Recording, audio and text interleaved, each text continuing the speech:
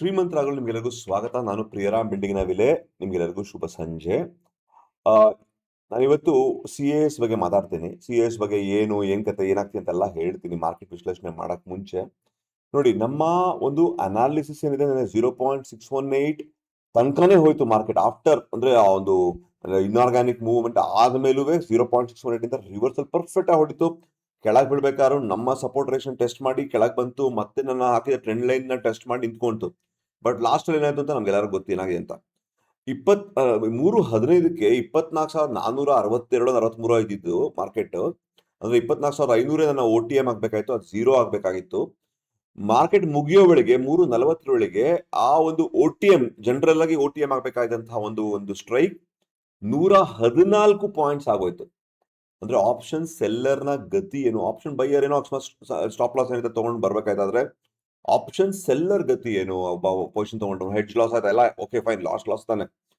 ಇದೊಂದು ಸಿಸ್ಟಮ್ ಏನು ಮಾಡಿದ್ದಾರೆ, ಇದರ ಒಂದು ರಿಪರ್ಕರ್ಷನ್ ಅದರ ಪ್ರಭಾವ ಏನು, ಮುಂದೆ ಏನಾದ್ರೂ ಮಾತಾಡ್ತೀನಿ ಲಾಸ್ಟ್ ಅಲ್ಲಿ. ಅದಕ್ಕೆ ಮುಂಚೆ ನಿಮ್ಗೆ ಸಿ-ಎ-ಎಸ್ ಅಂದ್ರೆ ಏನು ಅಂತ, ಏನಾದ್ರೂ ಯಾಕೆ ಹಿಂಗ್ ಆಗ್ತಾ ಅಂತ ಒಂದು ತಿಳ್ಕೊಳ್ಳೋಣ. ನಾನು ಸ್ವಲ್ಪ ಆದಷ್ಟು ಎಕ್ಸ್ಪ್ಲೇನ್ ಮಾಡಿ ಟ್ರೈ ಮಾಡ್ತೀನಿ. ನಾನು ಯಾಕೆ ಆಗ್ತಾ ಅಂತ ತಿಳ್ಕೊಂಡು ಹೇಗ್ ನಾವು ಇದರಿಂದ ಬಚಾವಾಗಿರ್ಬೇಕು. ಎಲ್ಲ ಮಾರ್ಕೆಟ್ ಪಂಟರ್ಸ್ ಅಥವಾ ದೊಡ್ಡ ದೊಡ್ಡ ಟಿವಿ ಚಾನಲ್ ಬರೋರು ಇರ್ಬೋದು, ಆಮೇಲೆ ದೊಡ್ಡ ದೊಡ್ಡ ಒಂದು ವೆಬ್ಸೈಟ್ ಅಲ್ಲಿ ಬಂದಿರೋರು ಇರ್ಬೋದು, ಎಲ್ಲ ಪ್ರತಿಯೊಬ್ಬರು ಅವ್ರದೊಂದು ಅಭಿಪ್ರಾಯ ಏನೋ ಎಲ್ಲ ಒಂದ್ ಸ್ವಲ್ಪ ಮಾತಾಡೋಣ. ಓಕೆನಾ? Very interesting times. ಆಯ್ತಾ? ಇದು ಏನಕ್ಕೆ ಮಾಡಿದ್ದಾರೆ ಸೇಬಿ ಅವರು, ರಿಟೇಲರ್ಸ್ ಮೋಸ ಆಗ್ಬಾರ್ದು ಅನ್ನೋಕ್ಕೋಸ್ಕರ ಮಾಡಿದ್ದಾರೆ ಅಂತ ಹೇಳ್ತಾರೆ. ನಿಜವಾಗ್ಲೂ ಅದೇನಾ ಅಥವಾ ಬೇರೆ ಏನು ಉದ್ದೇಶ ನಂಗೆ ಗೊತ್ತಾಗ್ತಿಲ್ಲ. ಓಕೆನಾ? ಬನ್ನಿ ನೋಡೋಣ ಏನ್ ಕತೆ, ಸಿ-ಎ-ಎಸ್ ಅಂದ್ರೆ ಏನು ಅಂತ ನಾವು ನೋಡೋಣ ಬನ್ನಿ. ಸೊ ನಾನು ಒಂದೇ ಒಂದು ಇದು ಮಾಡ್ಕೊಂಡಿದ್ದೀನಿ, ಒಂದು ಚಾರ್ಟ್ ಮಾಡ್ಕೊಂಡಿದ್ದೀನಿ. ಇದ್ರಲ್ಲಿ ಏನಂದ್ರೆ ನೋಡಿ, ಸಿ-ಎ-ಎಸ್ ಅಂದ್ರೆ ನೋಡಿ, ನಾನ್ ಎಫ್ ಅಂಡ್ ಓ ಸ್ಟಾಕ್ ಗಳಿಗೆ ಏನು ವ್ಯತ್ಯಾಸ ಇಲ್ಲ. ಎಫ್ ಅಂಡ್ ಓ ಸ್ಟಾಕ್ ಇಲ್ದೇ ಸದ್ಯಕ್ಕೆ ಏನು ವ್ಯತ್ಯಾಸ ಇಲ್ಲ. ಎಫ್ ಅಂಡ್ ಓ ಸ್ಟಾಕ್ ಇಲ್ದೇ ಇರುವಂತಹ ಒಂದು ಇದಕ್ಕೆ ಯಾವುದೇ ತರಹದ ವ್ಯತ್ಯಾಸ ಇಲ್ಲ. ಇಲ್ಲಿ ನೋಡಬಹುದು ಈ ಪಾಯಿಂಟ್ ಅಲ್ಲಿ. ಓಕೆನಾ? ಆದರೆ ಎಫ್ ಅಂಡ್ ಓ ಇರುವ ಸ್ಟಾಕ್ಗಳು ಅಂದ್ರೆ ಫ್ಯೂಚರ್ ಅಂಡ್ ಆಪ್ಷನ್ಸ್ ಇರುವಂತಹ ಸ್ಟಾಕ್ಗಳು, ಇಂಡೆಕ್ಸ್ ಇರಬಹುದು ಅಥವಾ ಸ್ಟಾಕ್ ಇರಬಹುದು, ಅದಕ್ಕೆ ಏನ್. ಸೊ ಇಲ್ಲಿ ನೋಡಿ, ಅಬ್ಸರ್ವ್ ಮಾಡಿ ಈ ಪಾಯಿಂಟ್ ಅಲ್ಲಿ. ನಮಗೆ ಎಫ್ ಅಂಡ್ ಓ ಇಲ್ದಿರೋ ಸ್ಟಾಕ್ ಏನು ಪ್ರಾಬ್ಲಮ್ ಇಲ್ಲ ಅಂತ ಹೇಳಿದ್ ನಾನು ನಿಮ್ಗೆ. ಎಫ್ ಅಂಡ್ ಓ ಇಲ್ದಿರುವಂತಹ ಬೇರೆ ಯಾವುದೇ ಸ್ಟಾಕ್ ಆಗೋದಕ್ಕೆ ಪ್ರಾಬ್ಲಮ್ ಇಲ್ಲ. No change. ಮಾರ್ಕೆಟ್ 9 ಕಾಲು ಓಪನ್ ಆಗುತ್ತೆ, 3:30 ಕ್ಲೋಸ್ ಆಗುತ್ತೆ. No change, no problem. ನಮ್ಮ ಪ್ರಾಬ್ಲಮ್ ಇರೋದು ಎಫ್ ಅಂಡ್ ಓ ಇರುವಂತಹ ಸ್ಟಾಕ್ಗಳು, ಇಂಡೆಕ್ಸ್ಗಳು. ಎಫ್ ಅಂಡ್ ಓ ಇಂಡೆಕ್ಸ್ಗಳು, ಎಫ್ ಅಂಡ್ ಓ ಇದೆ. 9 ಕಾಲಿಗೆ ಮಾರ್ಕೆಟ್ ಓಪನ್ ಆಗುತ್ತೆ, ನೋ ಚೇಂಜ್, ಅದ್ರಲ್ಲಿ ಏನು ತೊಂದರೆ ಇಲ್ಲ. ಅದಕ್ಕೆ ಮುಂಚೆ ಏನಾಗುತ್ತೆ ನಾರ್ಮಲ್, ಅವೆಲ್ಲ ಏನು ಡಿಫ್ರೆನ್ಸ್ ಇಲ್ಲ.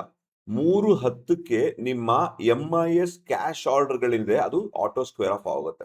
ಮೊದಲು 3:20 ಇತ್ತು, ಈಗ 3:10ಕ್ಕೆ ಹೋಗುತ್ತೆ. ಇದರಿಂದ ಏನು ತೊಂದರೆ ನಂಗೆ ಏನಿಲ್ಲ.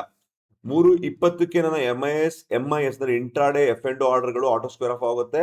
3:20 ಮುಂಚೆ ಇವತ್ತಿತ್ತು, ಅದರಲ್ಲಿ ಏನು ತೊಂದರೆ ಇಲ್ಲ ನಂಗೆ, ಎರಡರಲ್ಲೂ ಏನು ತೊಂದರೆ ಇಲ್ಲ. ನೆಕ್ಸ್ಟ್ ಶುರು ಆಗೋದು ಪ್ರಾಬ್ಲಮ್ ಇಲ್ಲಿ. ಪ್ರಾಬ್ಲಮ್ ಅನ್ನೋಕ್ಕಿಂತ ಚೇಂಜಸ್ ಏನು ಒಂದು ಅದು ಶುರು ಇಲ್ಲಿ. ಏನಂದ್ರೆ 3:15ಕ್ಕೆ 3:15ಕ್ಕೆ ರೆಗ್ಯುಲರ್ ಟ್ರೇಡಿಂಗ್ ಸ್ಟಾಪ್ ಆಗುತ್ತದೆ. ಇವತ್ತು ನೀವು ನಿಫ್ಟಿಯ ಒಂದು ಸ್ಪಾಟ್ ಚಾರ್ಟ್ ನೋಡ್ಕೊಂಡ್ ಬನ್ನಿ. 3:15ಕ್ಕೆ ನಿಮಗೆ ಲಾಸ್ಟ್ ಕ್ಯಾಂಡಲ್ ಸಿಗುತ್ತದೆ. 3:15ಗೊಂದು ಆಯ್ತಾ. 3:10ಕ್ಕೆ ಶುರುವಾಗಿ 3:15 ಮುಗಿಯುವಂತಹ ಒಂದು 5 ಮಿನಿಟ್ಸ್ ಚಾರ್ಟ್ ಅಲ್ಲಿ ಹಾಕೊಂಡ್ ಬನ್ನಿ. ನಿಮ್ಗೆ 3:15ಕ್ಕೆ ನಿಮಗೆ ಟ್ರೇಡಿಂಗ್ ಸ್ಟಾಪ್ ಆಗುತ್ತೆ. ಆಯ್ತಾ? Normal trading. ಆಯ್ತಾ? ಏನಾಗುತ್ತೆ ನಾರ್ಮಲ್ ಟ್ರೇಡಿಂಗ್ ಸ್ಟಾಪ್ ಆದ್ಮೇಲೆ 3 ಗಂಟೆಯಿಂದ 3:15 ಒಳಗೆ ನಿಮ್ ನಾರ್ಮಲ್ ಟ್ರೇಡಿಂಗ್ ಆಗ್ತಾ ಇರ್ಬೇಕಾದ್ರೆ, 3 ಗಂಟೆಯಿಂದ 3:15 ನಿಮ್ಮ ನಾರ್ಮಲ್ ಟ್ರೇಡಿಂಗ್ ಆಗ್ತಾ ಇರ್ಬೇಕಾದ್ರೆ ರೆಫರೆನ್ಸ್ ಪ್ರೈಸ್ ಡಿಸ್ಕವರ್ ಆಗುತ್ತೆ. ರೆಫರೆನ್ಸ್ ಪ್ರೈಸ್ ಏನು? ವಿವ್ಯಾಪ್ ಮುಖಾಂತರ. ಇದಕ್ ಮುಂಚೆ 3:15 ತನಕ, 3ರಿಂದ 3:15 ತನಕ ಅಂದ್ರೆ ಆಗಸ್ಟ್ 3ಕ್ಕೆ ಮುಂಚೆ 3ರಿಂದ 3:15 ತನಕ ಒಂದು ವಿವ್ಯಾಪ್ ತಗೊಳ್ಳೋರು, ವ್ಯಾಲ್ಯೂ ವೇಟೆಡ್ ಆವರೇಜ್ ಪ್ರೈಸ್ ತಗೊಂಡು ಅದನ್ನ ಕ್ಲೋಸಿಂಗ್ ಪ್ರೈಸ್ ಅಂತ ಕೊಡೋರು. ಯಾಕೆ ಹಿಂಗ್ ಮಾಡೋರು ಅಂದ್ರೆ, ನೋಡಿ, ಯಾರೋ ಒಬ್ಬ 1,000 ರೂಪಾಯಿ ಒಂದು ಸ್ಟಾಕ್ ನಡೀತಾ ಇರ್ತಾರೆ ಟ್ರೇಡಿಂಗ್ ಅನ್ಕೊಳ್ಳೋಣ. ಯಾವನೋ ಒಬ್ಬ ಲಾಸ್ಟ್ ಮೂಮೆಂಟ್ ಅಲ್ಲಿ 980 ರೂಪಾಯಿಗೆ ಯಾವ ದೊಡ್ಡ ಮೊತ್ತ ಇಟ್ಕೊಂಡಿರೋನು 980 ರೂಪಾಯಿ ಒಂದೇನೋ ಟ್ರೇಡ್ ಹಾಕ್ಬಿಟ್ಟ ಅನ್ಕೊಳ್ಳೋಣ. ಅದು ಎಕ್ಸಿಕ್ಯೂಟ್ ಆಗೋದ್ರೆ 20 ರೂಪಾಯಿ ಕಮ್ಮಿ ಆಗೋಯ್ತು. ಸೊ ಸ್ಮೂತ್ ಇರಲ್ಲ ಇದು, ಸಡನ್ ಆಗಿ ಏನೋ ಒಂದು ರೀಸನ್ ಆಗುತ್ತೆ. ಅದಕ್ಕೂ ಸ್ಮೂತ್ ಆಗಿರ್ಲಿ, ಒಂದು ವ್ಯಾಲ್ಯೂ ವೇಟೆಡ್ ಇರ್ಲಿ ಅಂದ್ರೆ, ಸೊ 3ರಿಂದ 3:30 ತನಕ ಒಂದು ವ್ಯಾಲ್ಯೂ ವೇಟೆಡ್ ಆವರೇಜ್ ಪ್ರೈಸ್ ತಗೊಂಡು ಒಂದು ಕ್ಲೋಸಿಂಗ್ ಪ್ರೈಸ್ ನ ನಿರ್ಧಾರ ಮಾಡೋರು ಮುಂಚೆ. ಇವಾಗ ಏನ್ ಮಾಡ್ತಾರೆ, ನಿಮ್ಮ ನಾರ್ಮಲ್ ಟ್ರೇಡಿಂಗ್ ನಡೀತಾ ಇರ್ಬೇಕಾದ್ರೆ 3ರಿಂದ 3:15ಗೆ ಒಂದು ರೆಫರೆನ್ಸ್ ಪ್ರೈಸ್ ಅಂತ ಒಂದು ಡಿಸ್ಕವರ್ ಮಾಡ್ತಾರೆ. ಇದು ಸಿ-ಎ-ಎಸ್ ಅಂದ್ರಲ್ಲೇ ಎ ಅಂದ್ರೆ ಆಕ್ಷನ್. ಆಯ್ತಾ? ಎ ಅಂದ್ರೆ ಆಕ್ಷನ್. ಸೊ ಆ ಆಕ್ಷನ್ ಗೆ ಬೇಕಾದಂತಹ ಒಂದು ರೆಫರೆನ್ಸ್ ಪ್ರೈಸ್ ತಗೋತಾರೆ 3 ರಿಂದ 3.25 ತಗೊಂಡು ನಾರ್ಮಲ್ ಟ್ರೇಡಿಂಗ್ ಕಂಟಿನ್ಯೂ ಆಗ್ತಾ ಇರ್ತಾರೆ ಟೈಮಲ್ಲಿ. ಓಕೆ, ಮುಂಚೆ 3.25 ತನಕ ಇತ್ತು, ಈಗ 3.25 ಅದು ಆಗ್ತಾ ಇರ್ತಿಂಗೆ. ಓಕೆನಾ. ನೆಕ್ಸ್ಟ್ ಹೊಸ ಸ್ಟಾರ್ಟ್ ಆಗುತ್ತೆ 3.25 3.35 ಇದಕ್ಕೆ CIS ಪೀರಿಯಡ್ ಅಂತ ಕರೀತಾರೆ, ಕ್ಯಾಶ್ ಪೀರಿಯಡ್ ಅಂತ ಕರಿತೀವಿ. ಸೊ ಈ CIS ಪೀರಿಯಡ್ ಏನಾಗುತ್ತೆ ಅಂದ್ರೆ, ಇಲ್ಲಿ ರೆಫರೆನ್ಸ್ ಪ್ರೈಸ್ ತಗೊಂಡಿರ್ತಾರಲ್ವಾ, 3.25 ರೆಫರೆನ್ಸ್ ಪ್ರೈಸ್ ತಗೊಂಡಿರ್ತಾರೆ ವಿವ್ಯಾಪ್ ಮುಖಾಂತರ, ಅದನ್ನ ರೆಫರೆನ್ಸ್ ಪ್ರೈಸ್ ನ ತಗೊಂಡು 3.25 3.20 ತನಕ ಏನಾಗತ್ತೆ ಅಂದ್ರೆ orders can be put, orders ಹಾಕ್ಬೋದು ನೀವು ಸಿಸ್ಟಮ್ ಅಲ್ಲಿ, ಆದ್ರೆ ಅದು ಹೋಲ್ಡ್ ಅಲ್ಲಿ ಇರುತ್ತೆ, ಎಕ್ಸಿಕ್ಯೂಟ್ ಆಗಲ್ಲ. 3.25 3.20 ಎಕ್ಸಿಕ್ಯೂಷನ್ ಆಗಲ್ಲ. 3.20 ಆದ್ಮೇಲೆ ಎಕ್ಸಾಕ್ಟ್ ಆಗಿ 3.20 ಏನ್ ಮಾಡ್ತಾರೆ ಅಂದ್ರೆ ಆರ್ಡರ್ಗಳನ್ನ, ಅಂದ್ರೆ ಈ 3.25 3.20 ಹೋಲ್ಡ್ ಇರುತ್ತಲ್ಲ, ಆ ಆರ್ಡರ್ಗಳನ್ನೆಲ್ಲಾನು NSE ಕಳಿಸ್ತಾರೆ ಎಕ್ಸಿಕ್ಯೂಷನ್ ಮಾಡ್ಕೊಳಕ್ಕೆ. ಇದು ಹೆಂಗಿರ್ಬೇಕು ಆರ್ಡರ್ ಅಂದ್ರೆ, ನಿಮ್ಮ ರೆಫರೆನ್ಸ್ ಪ್ರೈಸ್ ಏನಿದೆ, ರೆಫರೆನ್ಸ್ ಪ್ರೈಸ್ ಬಂತಲ್ಲ ಇಲ್ಲಿ 3.25 ಆ ರೆಫರೆನ್ಸ್ ಪ್ರೈಸ್ ನ ತಗೊಂಡು ಅದರ +or-3%. ಈಗ ಫಾರ್ ಎಕ್ಸಾಂಪಲ್ 1,000 ರೂಪಾಯಿ ಒಂದು ಪ್ರೈಸ್ ಆಯ್ತಾ, ಒಂದು ಸ್ಟಾಕ್ ನ ಬೆಲೆ ರೆಫರೆನ್ಸ್ ಪ್ರೈಸ್ 1,000 ರೂಪಾಯಿ ಇತ್ತು, ವ್ಯಾಲ್ಯೂಯೇಟೆಡ್ ಆವರೇಜ್ ಪ್ರೈಸ್ 3 ರಿಂದ 3.25 ನಿರ್ಧಾರ ಮಾಡಿರೋದು 1,000 ರೂಪಾಯಿ ಇತ್ತು. ಇದರ 3% ಅಂದ್ರೆ 970 ಅಥವಾ 1,030. ಈ ರೇಂಜ್ ನಲ್ಲಿ ಬೇಕಾದ್ರೆ ನನ್ನ ಒಂದು ಆರ್ಡರ್ ನ ಹಾಕ್ಬೋದು. ಯಾವಾಗ 3.25 3.20 ಹಾಕಿಡ್ಬೋದು. ಆ ಆರ್ಡರ್ಗಳು ಮಾತ್ರ NSE ಹೋಗುತ್ತೆ, ಮಿಕ್ಕಿದ ಆರ್ಡರ್ಗಳು ರಿಜೆಕ್ಟ್ ಆಗುತ್ತೆ. ನೀವು ಯಾವ್ದಾದ್ರು ಒಂದು ಸ್ಟಾಪ್ ಲಾಸ್ ಆರ್ಡರ್ ಹಾಕಿದ್ರು ಅದು ಕೂಡ NSE ಹೋಗಲ್ಲ, ಅದು ಕೂಡ ರಿಜೆಕ್ಟ್ ಆಗೋಗತ್ತೆ. ಓಕೆನಾ. ಇದು 3.25 3.20 ಆಗುವಂತ ಕೆಲಸ. 3.20 ಆರ್ಡರ್ಗಳು ಹೋಗತ್ತೆ. ನೆಕ್ಸ್ಟ್ 3.20 ರಿಂದ 125 ಇಲ್ಲೇನಾಗತ್ತೆ ನೋಡೋಣ. ಸೊ ಇಲ್ಲಿ ಒಂದು ಪಾರ್ಟಿ ಎ ಪಾರ್ಟಿ ಬಿ ಅಂತ ಮಾಡ್ಕೊಳ್ಳಿ. ಇದು ಪಾರ್ಟ್ ಬಿ, ಇದು ಪಾರ್ಟಿ ಎ, ಇದು ಫಸ್ಟ್ ಲೈನ್. 3.20 3.25 ನೀವು any order can be place, ಯಾವ್ದಾದ್ರು ಆರ್ಡರ್ ಹಾಕ್ಬೋದು. ನೀವು ನಿಮ್ಮ ಫ್ರೆಂಡ್ಗಳು ಮತ್ತೆ ಆರ್ಡರ್ಗಳನ್ನ ಆಕ್ಸೆಪ್ಟ್ ಮಾಡಕ್ ಶುರು ಮಾಡ್ತಾರೆ, ಆರ್ಡರ್ಗಳನ್ನ ಹಾಕ್ಬೋದು. ಇನ್ನು ಮ್ಯಾಚ್ ಆಗ್ತಿರಲ್ಲ, ಅರ್ಥ ಮಾಡ್ಕೊಳ್ಳಿ. ನೀವು ಆರ್ಡರ್ ಹಾಕ್ಬೋದು ಅಷ್ಟೇನೆ. ನಿಮ್ NSE, ನೀವು ನಿಫ್ಟಿ ಚಾರ್ಟ್ ನೋಡಿ ಅಥವಾ ಬೇರೆ ಒಂದು ಚಾರ್ಟ್ ನೋಡಿ 3 ಕಾಲ ನಿಂತೋಗಿರ್ತದ, ಮೂವ್ ಆಗ್ತಿರಲ್ಲ. ನಿಮ್ಮ ಫ್ಯೂಚರ್ ಚಾರ್ಟ್ ಮೂವ್ ಆಗ್ತಾ ಇರುತ್ತೆ ಮೇಲೆ ಕೆಳಗೆ. ಫ್ಯೂಚರ್ ಚಾರ್ಟ್ ಮೇಲೆ ಕೆಳಗೆ, ನಿಫ್ಟಿಯ ಫ್ಯೂಚರ್ ಚಾರ್ಟ್ ಮೇಲೆ ಕೆಳಗೆ ಹೋಗ್ತಾ ಇರ್ತದೆ, ಅದ್ರ ಟ್ರೇಡಿಂಗ್ ಆಗ್ತಾ ಇರ್ತದೆ ಅದರ ಪಾಡಿಗೆ. ಅದು ನಾ ಹೇಳ್ತಿರೋದು ಸ್ಪಾಟ್ ನ ಒಂದು ಪ್ರೈಸ್, ಇದೆಲ್ಲ ಸ್ಪಾಟ್, ಕ್ಯಾಶ್ ಪ್ರೈಸ್ ಆಗ್ತದೆ, ಕ್ಯಾಶ್ ಪೀರಿಯಡ್ ಆಗ್ತಾ ಇರೋದು ಸ್ಪಾಟ್ಗೋಸ್ಕರ. ಅಥವಾ ಆಮೇಲೆ ಫೆಂಡೋ ಡಿಸ್ಕವರಿ ಆಗುತ್ತೆ. ಫ್ಯೂಚರ್ ಪ್ರೈಸ್ ಮೇಲೆ ಕೆಳಗೆ ಆಗ್ತಾ ಇರುತ್ತೆ ನಿಮ್ಗೆ, ಆಯ್ತಾ. ಆದರೆ ನಿಮ್ಮ ಒಂದು ಕ್ಯಾಶ್, ಇದು ಒಂದು ಸ್ಪಾಟ್ ಪ್ರೈಸ್ ಅಲ್ಲಿ ಏನಾಗ್ತಾ ಅಂದ್ರೆ, ಆಯ್ತಾ, ಇಲ್ಲಿ ಪಾರ್ಟಿ ಏನು ಯಾವುದೇ ಬೇಕಾದ್ರೂ ಆರ್ಡರ್ ಹಾಕ್ಬೋದು. 3.20 3.25 3.20 3.20 ಓನ್ಲಿ ಲಿಮಿಟ್ ಆರ್ಡರ್, ಬರೀ ಲಿಮಿಟ್ ಆರ್ಡರ್ ಹಾಕ್ಬೋದು, ಅದನ್ನ ಮಾಡಿಫೈ ಮಾಡ್ಬೋದು, ಕ್ಯಾನ್ಸಲ್ ಮಾಡ್ಬೋದು. ಮಾರ್ಕೆಟ್ ಆರ್ಡರ್ ಹಾಕಕ್ ಬಿಡಲ್ಲ 3.20 3.30. ಓಕೆನಾ, ಬಿಡಲ್ಲ ಅದನ್ನ ಮಾಡಕ್ಕೆ. ಇಲ್ಲ ನಿಮ್ಗೆ ಹೇಳ್ತಿರೋದು 3.15 3.20 orders can be place, hold ಆಗಿರುತ್ತೆ. 3.20 ಆರ್ಡರ್ ಕಳಿಸ್ತಾರೆ, ಈ +or-3 ಇರಬೇಕು. 3.20 3.25 party any order can be placed, execute ಆಗಿರಲ್ಲ, ಇನ್ನೂ ಎಕ್ಸಿಕ್ಯೂಷನ್ ಆಗಿರಲ್ಲ, ಸುಮ್ಮನೆ ಆರ್ಡರ್ ಹಾಕಿಟ್ಟಿರ್ಬೋದು ನೀವು ಅಷ್ಟೇನೆ. 3.20 3.20 ಬರೀ ಲಿಮಿಟ್ ಆರ್ಡರ್ಗಳು ಮಾತ್ರ ಹಾಕ್ಬೋದು, ಅದು ಎಕ್ಸಿಕ್ಯೂಟ್ ಆಗಿರೋದಿಲ್ಲ ಆ ಟೈಮಲ್ಲಿ. 3.30 ರಿಂದ 3.55 NSE ಏನ್ ಮಾಡತ್ತೆ, ನೀವೆಲ್ಲ ಇಲ್ಲಿ ಹಾಕಿರ್ತಿರಲ್ಲ, ಪಾರ್ಟಿ ಬಿಲ್ ಎಲ್ಲ ಆರ್ಡರ್ ಹಾಕಿರ್ತಿರಲ್ಲ, ಇದೆಲ್ಲಾನು ಇಲ್ಲಿ ಹಾಕಿರೋದುವೆ, ಇದೆಲ್ಲಾನು ಅದು ಕ್ಯಾಶ್ ಪೀರಿಯಡ್, CIS ಪೀರಿಯಡ್ ಅಲ್ಲಿ ಹಾಕಿರುವಂತ ಎಲ್ಲಾ ಆರ್ಡರ್ಗಳನ್ನ ಇಲ್ಲಿ ಆರ್ಡರ್ ಮ್ಯಾಚಿಂಗ್ ಮಾಡುತ್ತದೆ. ಈ ಟೈಮಲ್ಲಿ ಹೊಸ ಆರ್ಡರ್ ತಗೊಳ್ಳೋದಿಲ್ಲ, ಫೈನಲ್ ಕ್ಲೋಸಿಂಗ್ ಪ್ರೈಸ್ ಡಿಟರ್ಮೈನ್ ಆಗತ್ತೆ.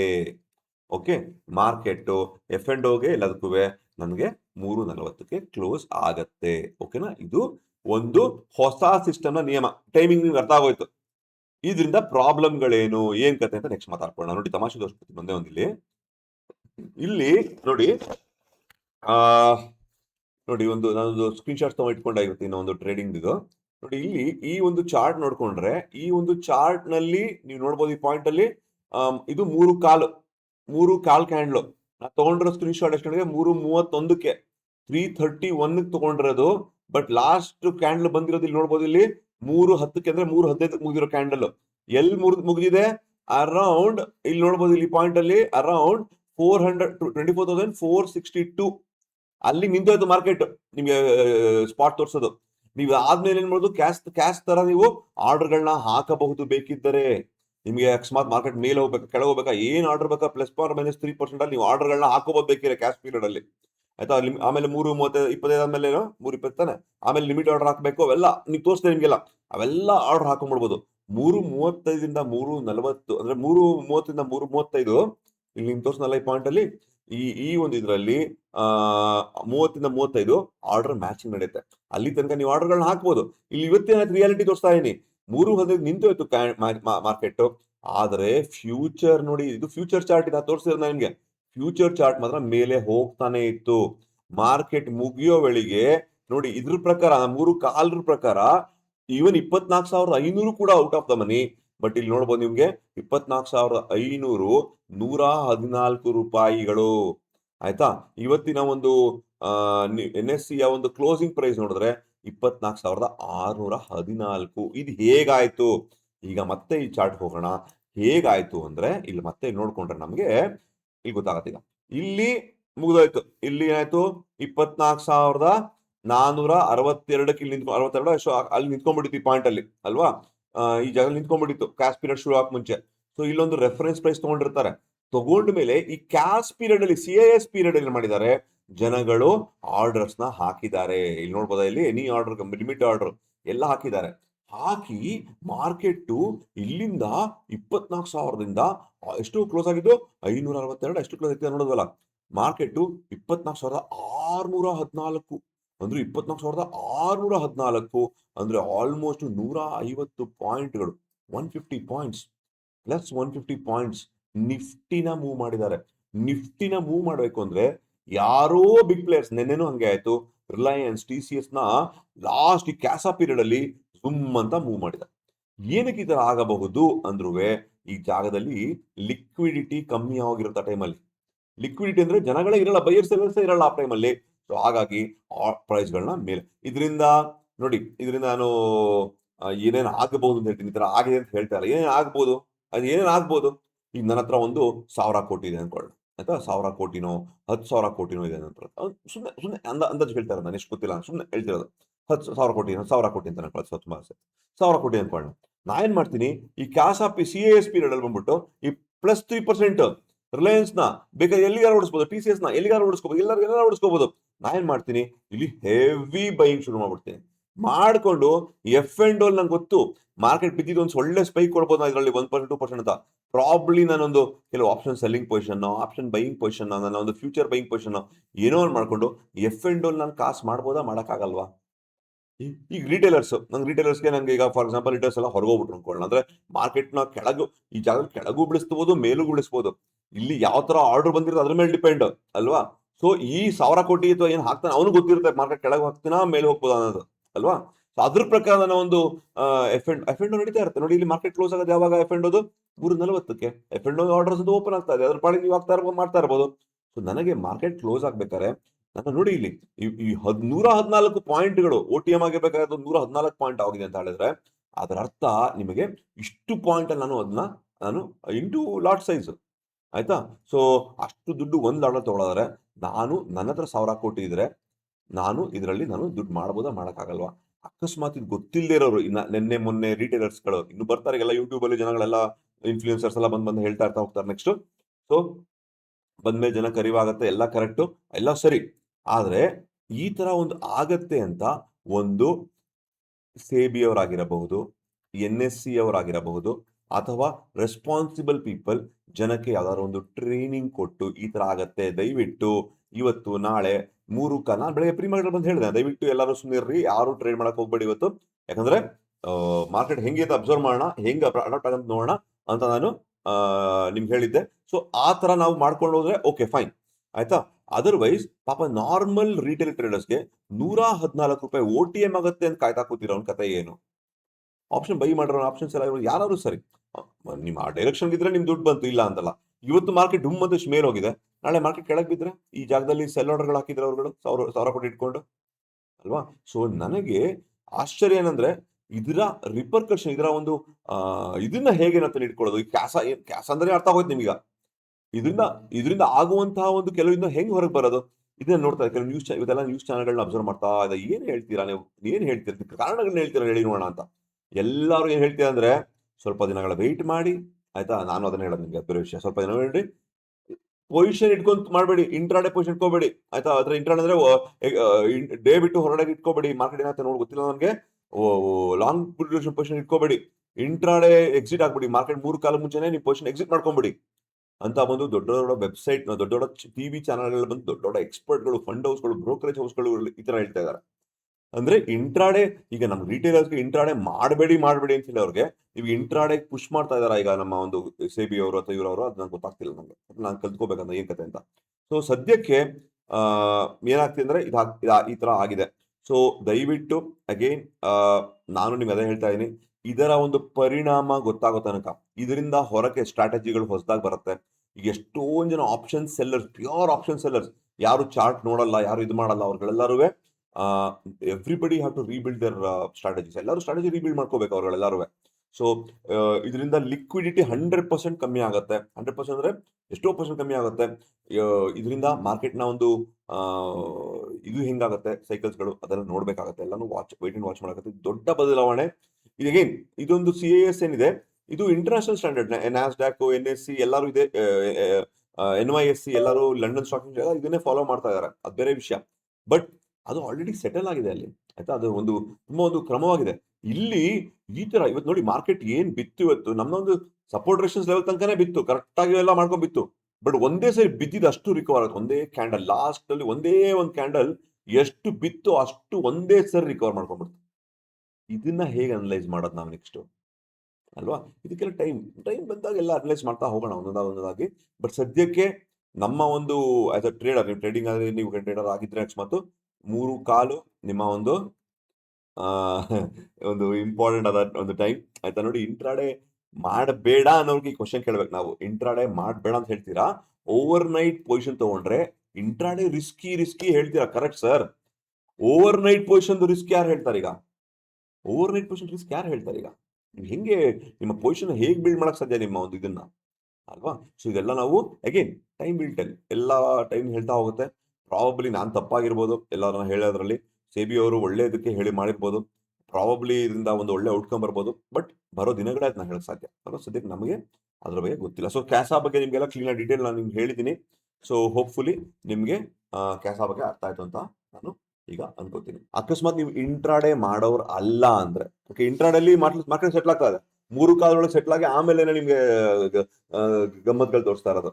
ಅಥವಾ ಮಾರ್ನಿಂಗ್ ಎಲ್ಲೋ ಓಪನ್ ಆಗಿರುತ್ತೆ, ಆಮೇಲೆ ಸಡನ್ ಆಗಿ ಟ್ಯಾಪ್ ಡೌನ್ ಆಗಿ ಒಂದು 300 ಪಾಯಿಂಟ್ ಟ್ಯಾಪ್ ಡೌನ್ ಆಗಿ ಮತ್ತೆ ನಮ್ಮ ET ಸಿಸ್ಟಮ್ ಎಲ್ಲಾ ರೂಲ್ಸ್ ಗಳನ್ನ ಫಾಲೋ ಮಾಡ್ಕೊಂಡು ಕೆಲಸ ಮಾಡ್ತಾ ಇದೆ. ಇಂಟ್ರಾಡೇಲಿ ಓಕೆ, 9 ಕಾಲಿಂದ 3 ಕಾಲ್ ತನಕ ಓಕೆ. 3 ಕಾಲ್ ಆದ್ಮೇಲೆ ಮ್ಯಾಜಿಕ್ ಶುರು ಆಗುತ್ತೆ. ಬೆಳಿಗ್ಗೆ ಮಾರ್ಕೆಟ್ ಓಪನಿಂಗ್ ಮ್ಯಾಜಿಕ್ ಶುರು ಆಗುತ್ತೆ. ಸೊ ಇದು ನಮಗೆ ಒಂಥರ ಗೊತ್ತಿಲ್ದಿರುವ ತರ ಒಂದು ಗೂಗ್ಲಿಗಳಾಗ್ತದೆ. ಸೊ ಗೊತ್ತಿಲ್ದಿರೋ ಟೈಮಲ್ಲಿ ನಾನು ಏನ್ ಹೇಳ್ತೀನಿ, ಯಾವಾಗ ನನ್ನ ಕೋರ್ಸ್ ಅಲ್ಲಿ ಎಲ್ಲ ಕಡೆ ಏನ್ ಹೇಳ್ತಾ ಇದ್ದೀನಿ ನಿಮ್ಗೆ, ಗೊತ್ತಿಲ್ದಿರೋ ಟೈಮಲ್ಲಿ ಸೈಲೆಂಟ್ ಆಗಿ ಸ್ವಲ್ಪ ಕೂತ್ಕೊಳ್ಳೋಣ, ನೋಡೋಣ ಮಾರ್ಕೆಟ್ ಯಾವ ತರ ಪ್ಲೇಔಟ್ ಆಗುತ್ತೆ, ಯಾವ ತರ ಆಗ್ತದೆ ನೋಡ್ಕೊಂಡು ಅದ್ರ ಪ್ರಕಾರ ನಾವು ಟ್ರೇಡ್ಗಳನ್ನ ತಗೊಳಕ್ಕೆ ಪ್ರಯತ್ನ ಪಡೋಣ ಬರೋ ದಿನಗಳಲ್ಲಿ. ಈಗಲೇ ಏನೋ ಮಾಡ್ಬೋಣ ಅಂದ್ರೆ ಇರೋ ದುಡ್ಡೆಲ್ಲ ಕಳ್ಕೊಬೇಕಾಗುತ್ತೆ ಒಂದೊಂದ್ಸರಿ. ಗೊತ್ತಿಲ್ಲ ಕೆಲಸಗಳು ಮಾಡಿದ್ರೆ ದುಡ್ಡು ಬರ್ಬೋದು, ಕಳ್ಕೊಳ್ಳಬಹುದು. ಅದು ಗ್ಯಾಂಬ್ಲಿಂಗ್, ಆ ತರ ಮಾಡೋದು ಬೇಕಾಗಿಲ್ಲ.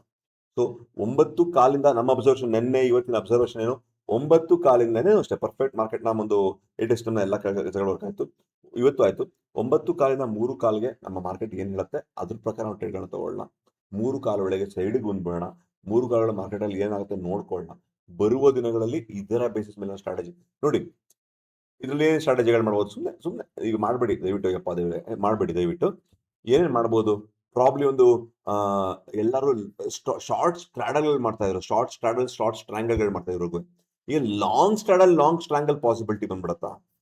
ಈಗ ಮಾರ್ಕೆಟ್ ಸಡನ್ ಆಗಿ ಒಂದೇ ದಿನದಲ್ಲಿ ಲಾಸ್ಟ್ 5 ಮಿನಿಟ್ಸ್ ಅಲ್ಲಿ 500, 300, 400 ಪಾಯಿಂಟ್ಗಳ ಮೇಲೆ ಕೆಳಗೆ ಹೋಗೋದಾದ್ರೆ ಇದರಲ್ಲಿ ನಮ್ಮ IV ಹೇಗೆ ಪ್ಲೇ ಆಗುತ್ತೆ, ಇಷ್ಟೊಂದು ದೊಡ್ಡ ವಾಲಿಟಿಲಿಟಿ IV ಹೇಗೆ ಪ್ಲೇ ಆಗುತ್ತೆ ಅಂತ ಇದೆಲ್ಲ ತುಂಬಾ ಎಸೆನ್ಷಿಯಲ್. IV ಯಾವ ತರ ಡೌನ್ ಬರುತ್ತೆ, IVಗಳು ಸ್ಪೈಕ್ ಆಗಿ ಆಪ್ಷನ್ ಸೆಲ್ಲಿಂಗ್ಗೆ ತುಂಬಾ ರಿಸ್ಕ್ ಆಗುತ್ತೆ. ಸೊ ಬೇರೆ ತರ ಸ್ಟ್ರಾಟಜಿಗಳು ಯಾವ ತರ ಪ್ಲೇ ಮಾಡ್ಬೋದು ಅಂತ ನಾವು ಒಂದು ನೋಡೋಣ. ಬೇರೆ ಬೇರೆ ಸ್ಟ್ರಾಟಜಿಗಳು ಬರುತ್ತೆ ನೋಡಿ. ಕೆಲವರು ಬ್ಯಾಂಕ್ ನಿಫ್ಟಿನ ಹೆಡ್ಜ್ ಮಾಡಿರ್ಬೋದು, ಇದು ನಿಫ್ಟಿನ ಹೆಡ್ಜ್ ಮಾಡಿರ್ಬೋದು, ಲಾಂಗ್ ಸ್ಟ್ರಾಟಜಿಗಳನ್ನ ಯೂಸ್ ಮಾಡ್ಬೋದು. ನೋಡೋಣ ಯಾವ ತರ ಆಗುತ್ತೆ ಅಂತ. ಪ್ರಾಬ್ಲಮ್ ನೋಡಿ, ಇದೆಲ್ಲ ಬೇಕು ಅಂತ ಮಾಡ್ತಿದಾರೋ ಇಲ್ವೋ ಅಂತ ಗೊತ್ತಿಲ್ಲ. ಆದ್ರೆ ಕೆಲವು ಬೆನಿಫಿಟ್ಸ್ ಇದೆ. ಕೆಲವು ಬೆನಿಫಿಟ್ಸ್ ಏನು, ಈಗ ಮಾರ್ಕೆಟ್ ಅಲ್ಲಿ ಬಲ್ಕ್ ಡೀಲ್ ಮಾಡೋರು ಆರ್ಡರ್ಗಳನ್ನ ಪ್ಯಾಕೆಟ್ ಅಲ್ಲಿ ಕಳಿಸ್ಬೇಕಾಗಿತ್ತು. ಈಗ ಒಟ್ಟಿಗೆ ಬೇಕಾದ್ರೆ ಹಾಕ್ಬೋದು. 3 ಕಾಲಿನ ಕ್ಯಾಶ್ ಆಫ್ ಪೀರಿಯಡ್ ಅಲ್ಲಿ ಒಟ್ಟಿಗೆ ಆರ್ಡರ್ ಹಾಕಿದ್ರೆ ಫೈನಲಿ ಪ್ಲೇಸ್ ಆಗುತ್ತಲ್ವಾ. ಸೊ ಮೇ ಬಿ ಅದೇ ರೀಸನ್ ಇರ್ಬೋದು, ಆಯ್ತಾ. ಅರ್ಥ ಹೇಳ್ತೀನಿ ನಾನು. ಯಾಕಂದ್ರೆ ಒಂದು ದೊಡ್ಡ ಆರ್ಡರ್ ಹಾಕ್ಬೇಕು ಅಂದ್ರೆ ಇಡೀ ದಿನ ಅವರು ಪ್ಯಾಕೆಟ್ ಅಲ್ಲಿ ಹಾಕ್ಬೇಕಾಗಿತ್ತು. ಈಗ ಒಂದೇ ಸರಿ ಹಾಕ್ಬಿಟ್ರೆ ಅವ್ರ ಆರ್ಡರ್ಗಳನ್ನ 3 ಕಾಲಲ್ಲಿ ಮಾರ್ಕೆಟ್ ಎಕ್ಸ್ಪೀಡ್ ಹಾಕೊಳ್ಳೋದು ಅದ್ರ ಪಾಡಿಗೆ ಅದು. ಸೊ ಇದೊಂದು ಕಾರಣ ಅವ್ರಿಗೆ ಹೆಲ್ಪ್ ಮಾಡಕ್ ಆಗ್ತಾ ಇದೆಯಾ, ಬೇರೆ ಏನು ಅಂತ ಗೊತ್ತಿಲ್ಲ. ನೋಡೋಣ, ಬರೋ ದಿನಗಳಲ್ಲಿ ಗೊತ್ತಾಗುತ್ತೆ. ಅಲ್ಲಿ ತನಕ ಡೌಟ್ ಇದ್ರೆ ಸ್ಟ್ರಾಟಜಿಗಳನ್ನ ದಯವಿಟ್ಟು ವೆಯ್ಟ್ ಮಾಡಿ. 9 ಕಾಲಿಂದ 3 ಕಾಲಂತೂ ATS ಸಿಸ್ಟಮ್ ಇದೆ. ಅದ್ರ ಹೊರಗಡೆಗೆ ದಯವಿಟ್ಟು ನೋಡೋಣ, ನೋಡ್ಬಿಟ್ಟು ನಾವು ಕೆಲಸಗಳನ್ನ ಮಾಡೋಣ. Okay, have a great day.